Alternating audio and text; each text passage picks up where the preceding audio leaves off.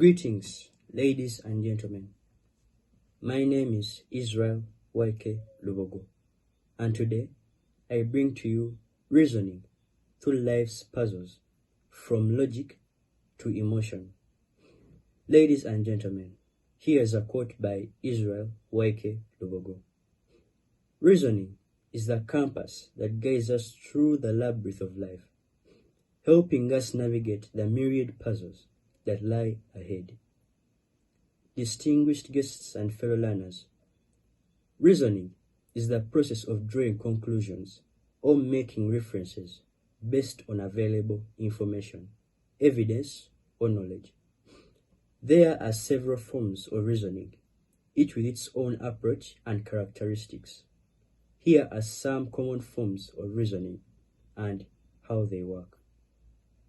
The first example being deductive reasoning. Deductive reasoning starts with a general premise or statement and implies it to a specific case to draw a specific conclusion. It operates with certainty. If the premises are true, the conclusion must also be true. An example: all humans are mortal. Socrates is a human. Therefore, Socrates is mortal. Number 2, inductive reasoning. Inductive reasoning starts with specific observations or evidence and generalizes to form a broader conclusion. It operates with probability. The conclusion is likely not to be guaranteed to be true. An example: every observed swan is white. Therefore, all swans are probably white. Abductive reasoning. Number 3. Abductive reasoning is a form of inference that involves making a best explanation or hypothesis to fit the available evidence. It is often used in problem solving and scientific discovery. An example: you find a wet umbrella by the door, so you infer that it's raining outside. Number 4, analogical reasoning. Analogical reasoning involves drawing conclusions based on similarities between two or more situations, objects, or even concepts. It relies on the idea that if two things are similar in some respects, they may be similar in others. An example: since birds and bats have wings and fly, we might conclude that both are similar in terms of their ability to fly. Number 5, probabilistic reasoning. Probabilistic reasoning deals with the uncertainty and uses probability theory to make decisions or draw conclusions. It considers the likelihood of various outcomes based on available data. An example: using probability to assess the likelihood of winning a game of chance. Causal reasoning. Number 6. Causal reasoning explores cause and effect relationships between events or variables. It seeks to understand how changes in one variable can lead to changes in another. An example: smoking cigarettes is linked to an increased risk of lung cancer. Critical thinking. Number 7. Critical thinking involves analyzing, evaluating, and making judgments before arguments, claims, or information. It often includes assessing the availability of evidence and the logical consistency of arguments.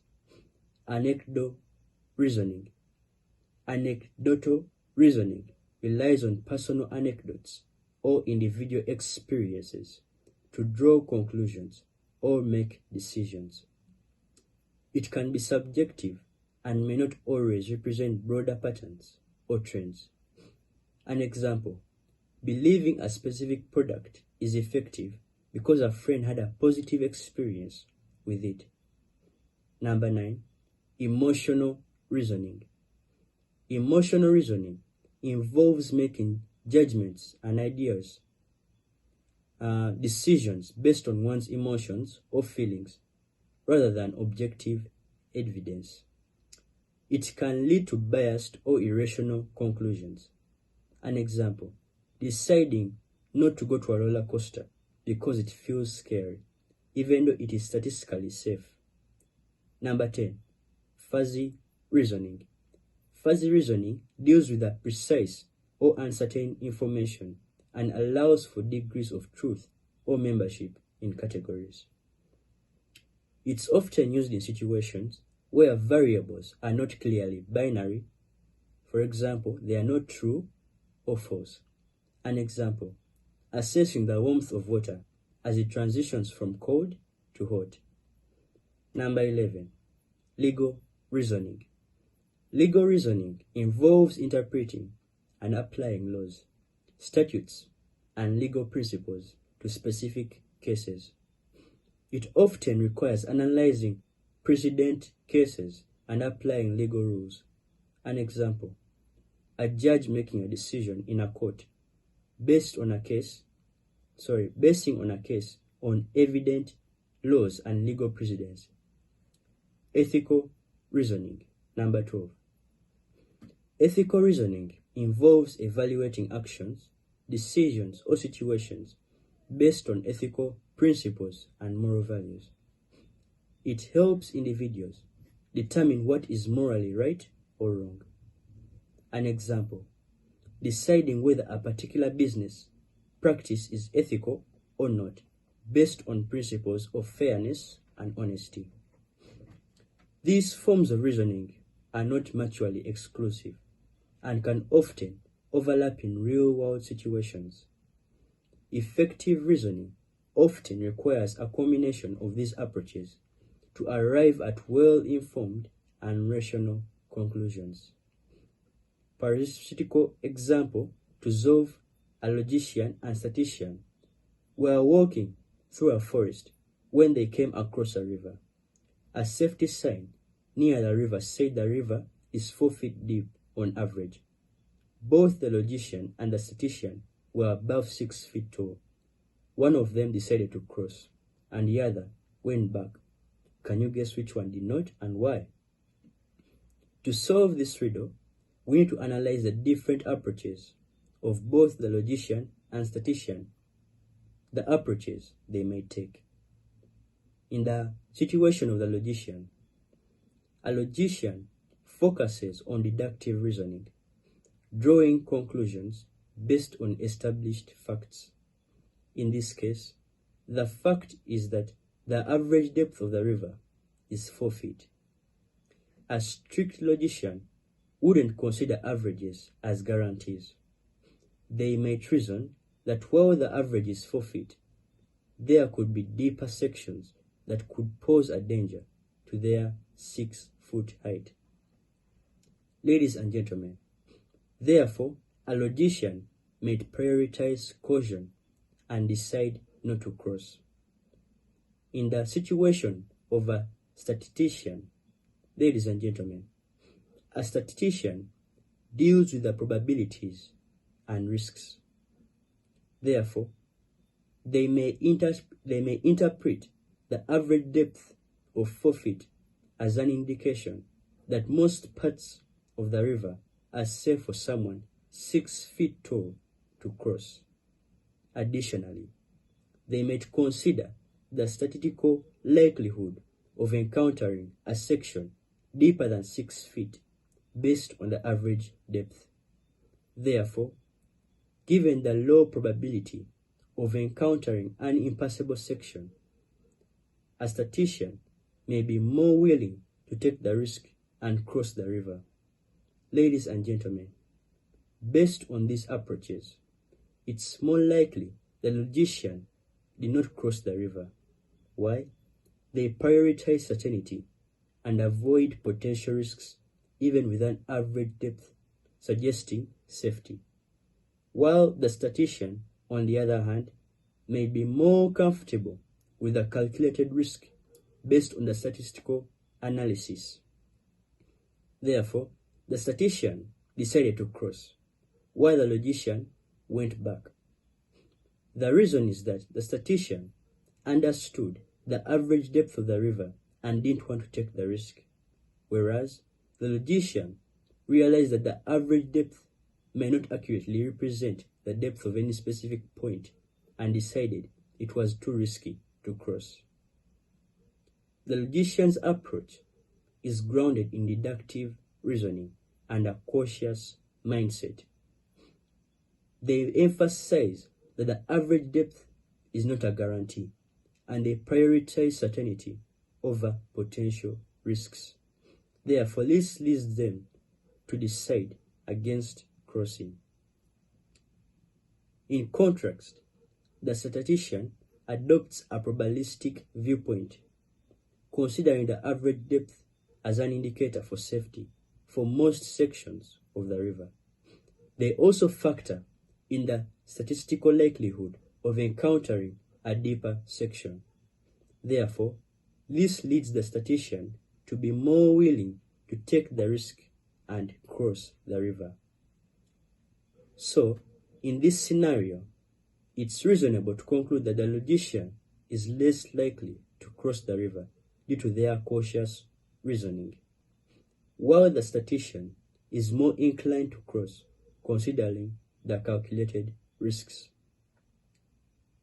I'm stepping away from what embeds their decision to cross the river or not, to cue in a speculation. What if the reason for walking through the river outweighs their beliefs and mental knowledge? Still at speculation, we can see any other must factors to cross. Certainly, if there were compelling reasons that outweighed their beliefs and mental knowledge, individuals may choose to cross the river. While this would be a subjective decision influenced by personal motivations, there could be various must factors that may drive someone to cross, even if they were initially hesitant. Some potential factors could include, for example, number 1, urgency. If there is an urgent need to cross the river, such as a life-saving situation or time-sensitive matter, individuals may choose to prioritize the immediate need over their beliefs. Number 2, no alternative route. If there are no other viable options or safe alternatives to reach their destination, crossing the river may become a necessity. Number 3, expert guidance. If they receive guidance or reassurance from an expert or someone with intensive knowledge of the specific river's conditions, this could influence their decision. Number 4, reward or benefit. The potential reward or benefit on the other side of the river, such as safety, resources, or an important goal, might outweigh their initial concerns. Number 5, peer pressure. Social or peer pressure can play a significant role in decision making. If others are crossing and urging them to do so, they might feel compelled to follow. As I was saying, they might feel compelled to follow suit. Number 6, experiences. Personal past experience or familiarity with the river's conditions may give them confidence in making the crossing. Ultimately, the decision to cross the river would depend on the individual's unique circumstances and a balance between these factors, their beliefs and mental knowledge. Speculating on such scenarios highlights the complexity of decision-making in real-life situations. Here are practical puzzles or scenarios for each of the reasoning types, along with solutions or approaches using the specific forms of reasoning, starting with deductive reasoning puzzle as number 1. A puzzle. All mammals have hair, and a bat is a mammal. Does this mean that bats have hair? The solution: yes. Inducing from the premise that all mammals have hair, and knowing that bats are mammals, we can logically conclude that bats have hair. Number 2. Inductive reasoning puzzle. The puzzle. You have observed that every time you press a button, the light turns on. Can you predict that the light will turn on if you press the button again? The solution: based on your past observations, you can reasonably infer that pressing the button will likely turn on the green light because it's not a guarantee. Number 3. Abductive reasoning puzzle. The puzzle. Your car won't start in the morning. You notice a dead battery. What's the best explanation? Solution: the best explanation is that the dead battery caused the car not to start, and as a dead battery is a common reason for starting problems. Number 4. Analogical reasoning puzzle. The puzzle. You are trying to understand how a complex computer system works. It's similar to a human brain in some ways. What can you infer about its functioning based on this analogy? The solution: analogically, you can infer that the computer system may process information in a manner resembling neural networks or exhibit some form of parallel processing. Probabilistic reasoning puzzle. Here's the puzzle. You are planning on an outdoor event, and the weather forecast says there's a 30% chance of rain. Should you prepare for rain or assume it won't rain? The solution: based on probabilistic reasoning, it's wise to prepare for rain, as there's a non-negligible chance of it occurring. Number 6. Causal reasoning puzzle. The puzzle. A plant in your garden is withering. What could be the cause? Solution: casually, potential causes could include lack of water, insufficient sunlight, or soil quality issues. Investigating each potential cause helps us determine the actual one. Number 7. Critical thinking puzzle. Here's the puzzle. You read an article claiming a new miracle cure, but it lacks scientific evidence. How would you evaluate the credibility of the article? Solution: critical thinking involves scrutinizing the article for resources, peer-reviewed research, and logical arguments. Without credible evidence, you should approach the claim with skepticism. Anecdotal reasoning puzzle. Number 8. Here's the puzzle. Your friend claimed that a specific diet helped them lose a significant amount of weight. Should you try the same diet based on their anecdotal evidence?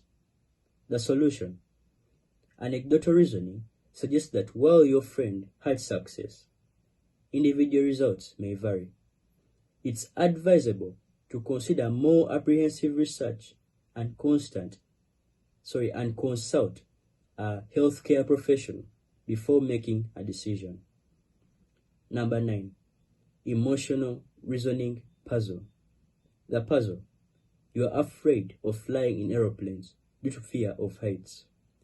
Your friends say flying is safe, statistically. Should you overcome your fear and take a flight?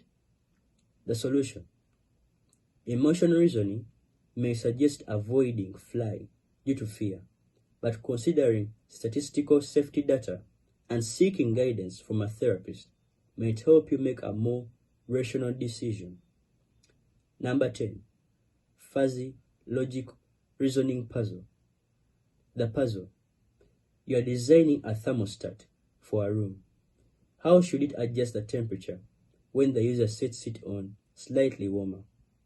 The solution: fuzzy logic reasoning allows for gradual adjustments so that the thermostat may slightly increase the temperature within a defined range to meet the slightly warmer request. Legal reasoning puzzle. Number 11. The puzzle. A person is accused of theft, but there is no witness. Can they be convicted based solely on circumstantial evidence? Solution. Legal reasoning requires a careful examination of the circumstantial evidence and application of legal principles. Conviction will depend on the strength of the evidence and applicable laws. Number 12. Ethical reasoning puzzle. The puzzle. You work for a company that asks you to engage in unethical practices. What should you do based on ethical reasoning? The solution.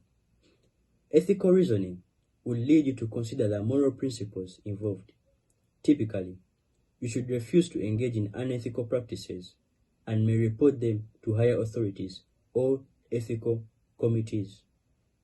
Ladies and gentlemen, these additional puzzles demonstrate how reasoning, whether based on emotions, anecdotes, ethics, or other factors, plays a role in making decisions and solving problems in various aspects of life.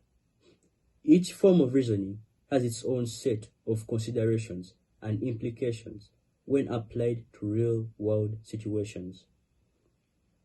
These puzzles and solutions illustrate how different forms of reasoning can be applied to real-life situations to arrive at logical and informed conclusions. As I was saying, these different forms of reasoning can be applied to real-life situations to arrive at logical and informed conclusions, whether through deduction, induction, abduction, analogy, or any other reasoning forms. Thank you for listening to me. I remain Israel YK Lubogo. I shall take my leave.